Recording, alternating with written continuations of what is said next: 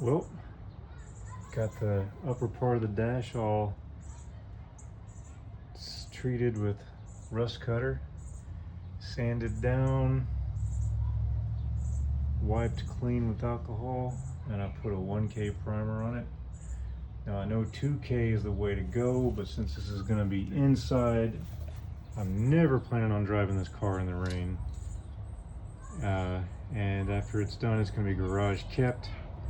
I figure 1K primer for the inside dash is okay.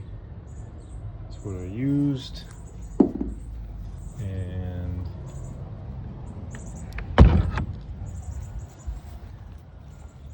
on the way back to the car, there's my pumpkins, the ones that survived. The rest of them got burned by fertilizer.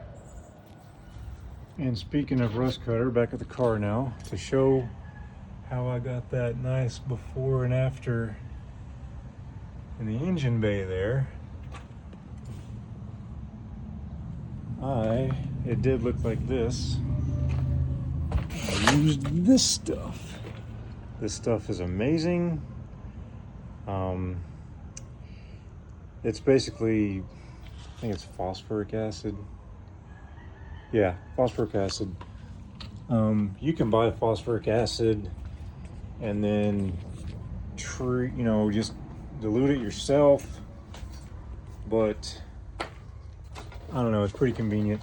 Now I also sanded down and vinegar treated the two upper trim panels that attach to the dash, but the humidity bumped way up and they flash rusted real bad.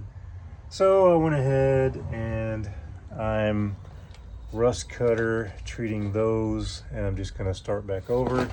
So you basically squirt it on there, you wait at least 24 hours. Since it's gonna be high humidity, it's probably gonna be longer. There's my stock manifold and intake and exhaust manifold with the built-in heat riser. It still works. Basically, yeah, you treat it, you sand down all the flaky stuff, like this stuff, all the scale. You sand all that down, and then you get a good coating of the rust cutter on there, and you let it do its thing at least 24 hours. Then you wipe it off with degreaser or even rubbing alcohol. Scuff it up so it'll bite primer, and then you prime it, and then 2K epoxy if it's outside, or else you'll get these rust spots like this bleeding through. That also means I didn't kill all the rust. So I might use a treatment of some kind on that when I have to sand this back down again. But yeah, then you scuff it, 2K prime it if it's outside, and then you put your coat on there, even if it's just one coat, and then you wet sand and then go with another coat. But that's another story. Also, something else came in the mail today. There is that's my dual master cylinder. That didn't come in the mail, but jumping ahead, I'll show you what this stuff right here. This is NiCop. It is copper nickel alloy, and it's really cheap. It doesn't rust or corrode.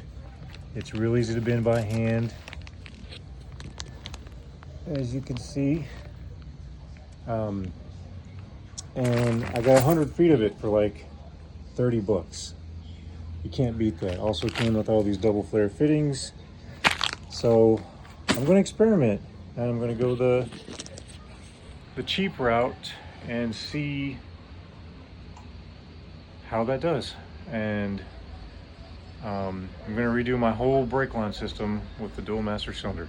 Still going to have drum brakes. Don't have the money for a disc conversion, but that's pretty much where I'm at with that. And waiting on some other parts to finish the carb throttle linkage. And in the meantime, since I had the dash off, I figured I'd go ahead and get that primed and ready for final coat. I think I'm gonna go black matte. I wanted to go red, but if I go red on the dash, car's gotta be red. So if I go black matte, the car could still be red, if that makes sense. I'm just tossing them back and forth, so I don't know. But yeah, that's where I'm at. It's fixed to start raining, so I can't do any more priming, painting, sanding. And it's time to make dinner. So yeah, that's where I'm at. More videos to come.